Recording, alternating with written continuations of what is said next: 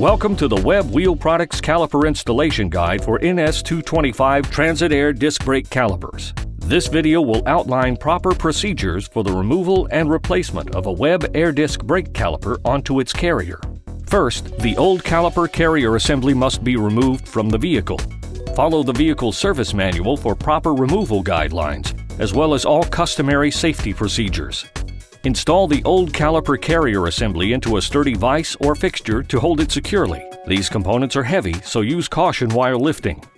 Grip the carrier beneath the machined face with the jaws of the vise.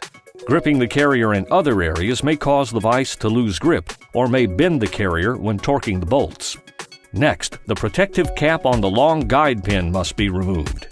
Use a hammer and screwdriver or pry bar to punch a hole in the center of the cap. Then pry the cap from its bore.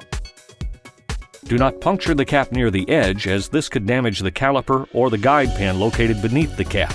Use a 14mm hex socket and breaker bar to loosen the bolt inside the guide pin. Extra leverage may be required to break the bolt free. Only loosen the bolt nearest to the vise. Applying torque to the bolt opposite the vise could bend the carrier. To prevent component damage, do not use power tools during the caliper removal and replacement process. Now remove the caliper carrier assembly from the vise and rotate the assembly so the opposite guide pin is near the vise jaws, and secure the assembly in the vise. Use a 14mm hex socket and breaker bar to loosen the bolt inside the short guide pin. The two bolts holding the caliper to the carrier can now be removed using the 14mm hex socket. Support the caliper while removing the bolts. Then remove the caliper from the carrier. Use caution while lifting, as the caliper is heavy. Now that the caliper is removed from the carrier, inspect the carrier for damage and/or wear. Clean rust and debris from the mounting surfaces, including the counter bores and brake pad abutment surfaces, using a wire brush or other suitable tool. Remove the printed instructions and the installation kit from the box. Note the new Webb aftermarket caliper's model number, serial number, and installation date. Then go to webadb.com/register to register the caliper warranty. Locate the new guide pins in the installation kit with the caliper. The long bolt with pre-applied thread locking agent is used for the long guide pin. The short bolt is used for the short guide pin. Position the new Webb caliper onto its back so that the new guide pins can be installed. To avoid contamination within the guide pin bushings, use new gloves or clean hands to apply grease to the bushings. Use 1 pack of grease per bushing. Ensure that an even coating of grease is applied to the bushings and guide pins. Use only the grease provided in the kit, as some types of grease can cause degradation of rubber components.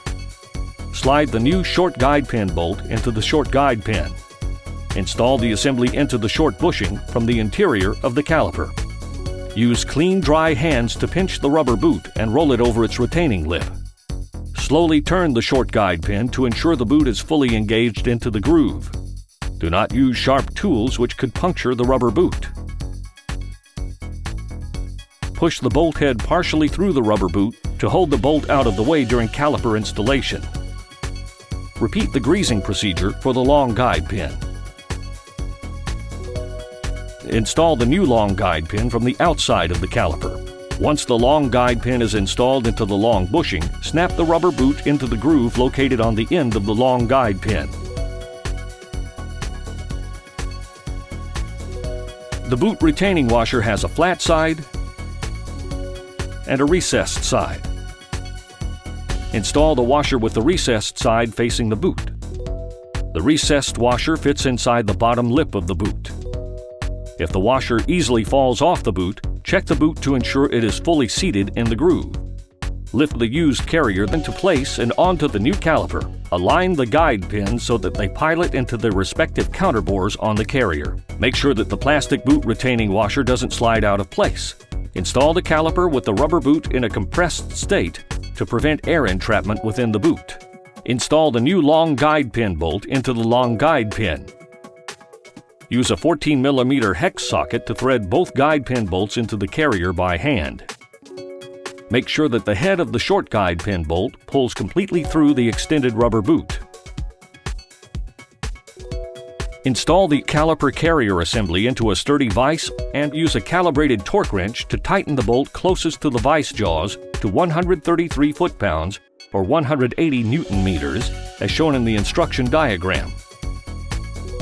Finalize the bolt tension by tightening this bolt to an additional 90 degrees using a breaker bar. Now, install the plastic sealing cap onto the end of the short guide sleeve boot. Start by stretching the end of the boot over the guide pin. While the boot is held in place, position the sealing cap using light pressure, but do not snap it into the guide pin yet. Allow the boot to slide off the end of the guide pin and onto the groove in the plastic cap. Now, snap the plastic cap down into the short guide pin to seal the boot to the pin. Rotate the caliper carrier assembly in the vise so that the opposite guide pin is near the vise jaws. Torque the second guide pin bolt to 133 foot-pounds, plus an additional 90 degrees rotation. Cap installation tools are included in the Web Caliper Service Tool Kit, part number KS0010. While the long guide sleeve is in the vise, press fit the new cover into the long guide sleeve bore using a hammer. The cover cap should be within 1/16 of an inch of flush to the end of the caliper. Remove the caliper carrier assembly from the vise. Congratulations! The assembly is now ready to be reinstalled onto the vehicle following the instructions in the vehicle service manual.